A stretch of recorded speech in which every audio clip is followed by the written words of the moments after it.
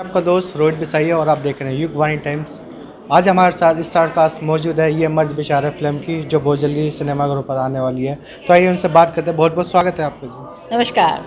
वैसे तो टाइटल ये मर्द बेचारा है जी। और हमारे साथ लेकिन नारी पात्र बने हुए हैं, तो कितना कुछ मज़ा आया। देख लीजिए ना, इसी से मर्द बेचारा भाग गया। हम सिर्फ औरतें रह गई यहाँ पर आपका जवाब देने के लिए।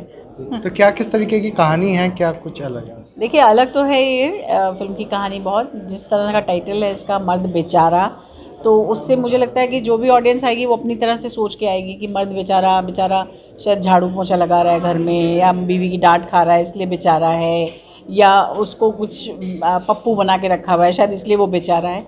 पर ऐसा बिल्कुल नहीं है। इस कहानी में जब आप फिल्म देखेंगे तो आपको पता चलेगा कि मर्द बेचारा मतलब उसकी अंदरूनी हालत, उसकी सोसाइटी में उसकी एक पोजीशन, उसके ऊपर बात की गई है। और बहुत ही हंसते खेलते कितनी गहरी सी बात अनूप जी ने इस फिल्म में कहने की कोशिश की है। और इसी सबसे बड़ी बात ही इस फिल्म की ये है कि इसका सब्जेक्ट मर्द बेचारा आपको देखने के बाद ही पता चलेगा।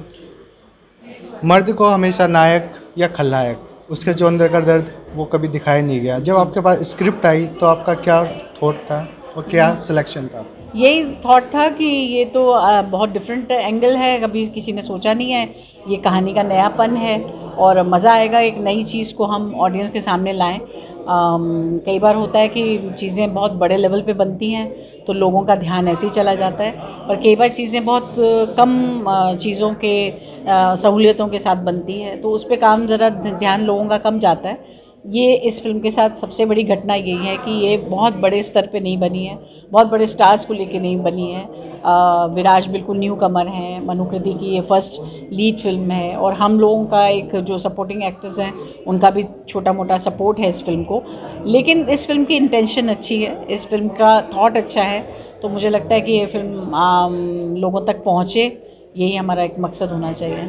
आपकी बेटी मनुकृति डेब्यू कर रही है, तो ये क्या इत्तेफाक है या कोई पहले से योजना बनाई थी मेरे साथ ही डेब्यू होगा? नहीं, ऐसा कुछ नहीं है। वो ऑलरेडी काम कर चुकी हैं, सुई धागा फिल्म में कर चुकी हैं, राम प्रसाद की 13वीं में परफॉर्म कर चुकी हैं, और भी शॉर्ट फिल्म्स कर चुकी हैं। लेकिन डेब्यू एज ए लीड है इनका।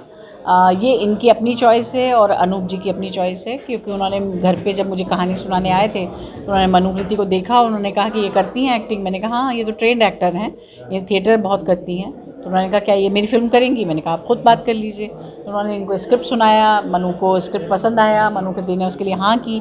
तो ये डायरेक्टर और एक्ट्रेस के बीच की बात है, मैं इसमें बिल्कुल बीच में नहीं आती। तो मनु जी बताइए, क्या सोचा था और क्या हुआ?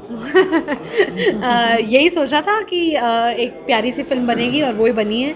आई थिंक जब मैंने स्क्रिप्ट पहली बार पढ़ी मुझे बड़ा मज़ा आया, बिकॉज़ इस पर्सपेक्टिव में आज तक किसी ने सोचा ही नहीं। हम बहुत सारी विमेन ओरिएंटेड फिल्म्स बना रहे हैं और उसके ऊपर बात कर रहे हैं, बट पहली बार किसी ने मेंस पर्सपेक्टिव की तरफ से इस चीज़ के बारे में सोचा और ये सोचा कि हम एक फ़िल्म बनाएंगे।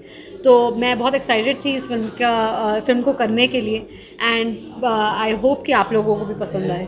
एक और बात मैं कहना चाहूँगी कि देखिए, ऐसा होता है कि जब स्टार्स के बच्चे फिल्म इंडस्ट्री में आते हैं तो उनको बहुत बड़े बड़े प्रोड्यूसर या बहुत बड़े प्रोडक्शन हाउसेस लॉन्च करते हैं और उनके नाम भी बड़े हो जाते हैं, बड़ी फिल्मों में आ जाते हैं। सबको ये शायद हैरानी हो सकती है कि मनुकृति का डेब्यू इस फिल्म से क्यों, करण जौहर से क्यों नहीं, या कहीं ऐसे यश राज से क्यों नहीं। तो मेरा ये कहना है इसके बारे में कि देखिए, ज़रूरी नहीं कि हम कहाँ से अपना काम शुरू कर रहे हैं, कहाँ से अपनी यात्रा शुरू करें, ये इम्पॉर्टेंट नहीं है। इम्पॉर्टेंट ये है कि हम अपना काम कितना अच्छा दर्शकों तक पहुँचा रहे हैं। तो इस फिल्म में मनुकृति का लीड होना ये मेरे लिए ऑब्जेक्शन वाली बात नहीं थी, ये मेरे लिए एक प्राउड फीलिंग वाली बात थी कि मेरी बच्ची ने सिर्फ उसके बारे में सोचा कि वो काम कहाँ करेगी, इसके बारे में नहीं सोचा कि नहीं मैं इससे नहीं अपनी शुरुआत करूँगी, मैं किसी बड़े प्रोडक्शन हाउस से अपना एक डेब्यू दूँगी। तो ये एक अच्छी सोच मुझे लगी है, जिसको मैं हमेशा अप्रिशिएट करना चाहूँगी और लोगों के सामने भी अप्रिशिएट करना चाहूँगी। इसलिए नहीं कि ये मेरी बेटी है, मुझे प्राउड फील है कि मेरी बेटी इतनी समझदार है कि उसने सब्जेक्ट चूज़ किया है, ना कि प्रोडक्शन हाउस। मनु, मम्मी के साथ काम कर रहे हो, माँ, सासू माँ और सिनेमा, तीनों में कैसे बैलेंस? अच्छा खाना। I think that's the balance, because जो भी रोल मॉम इज़ प्लेइंग, चाहे वो मदर का हो, चाहे वो एक्टर का हो, चाहे वो डायरेक्टर का हो, खाना आपको अच्छा मिलेगा, सेट पे खाना बनेगा. So I think that is the thing that keeps us balanced, कि हम बहुत फूडी हैं तो हम खाना ढूंढ ढूंढ के खाते हैं. अभी भी हमारी प्लानिंग है कि कहीं से कुछ हम छोले भटूरे या कुछ अच्छा खा लें, तो हमारी वही प्लानिंग है. जी. तो जैसा कि आपको बताया गया था इस फिल्म के बारे में, तो ऐसी ही स्क्रिप्ट ने आपको चूज़ करा था या मम्मी से कोई एडवाइस ली? एडवाइस तो डेफिनेटली, बिकॉज जब आपके घर में इस तरह का टैलेंट हो तो आप डेफिनेटली बात करते हो कि मेरा मन है ये चीज़ करने का, इस तरह का सब्जेक्ट है. एंड बिकॉज ये आपके पेरेंट्स जब उस फील्ड में बिलोंग करते हैं वो आपसे क्वेश्चन भी पूछते हैं कि क्यों. एंड अगर आपके पास उस क्यों का जवाब है, then I think they are happy for you to do it, because clarity होना बहुत ज़रूरी है कि ऐसा काम क्यों करना चाहते हो.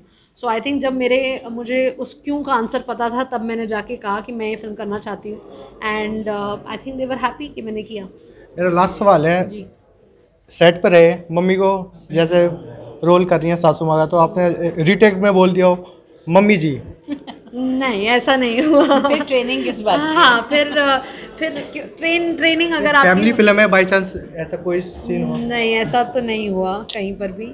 बट हाँ, ये डेफिनेटली बार बार अपने आप को याद दिलाना कि मम्मी नहीं है, सास है. मम्मी नहीं है, सास है. But otherwise nothing. बहुत बहुत शुभकामनाएं आपकी आने वाली फिल्म ये मर्द बेचारा के लिए. हमारे साथ स्टार कास्ट मौजूद थी. ये मर्द बेचारा देखना ना भूलें. कब रिलीज हो रही है बता दीजिए? 19 नवंबर को रिलीज़ हो रही है. PVR इनको रिलीज़ कर रहा है. प्लीज़ आप ज़रूर देखिएगा. हमारी गुजारिश है. छोटी सी फिल्म है, साधारण सी फिल्म है, लेकिन आपके दिल को छुएगी. ज़रूर देखिएगा. छोटी फिल्में ही धमाका करती है. जरूर देखिए 19 नवंबर को ये मर्द बेचारा. मैं आपका दोस्त रोहित विसाई, कैमरामैन राकेश के साथ.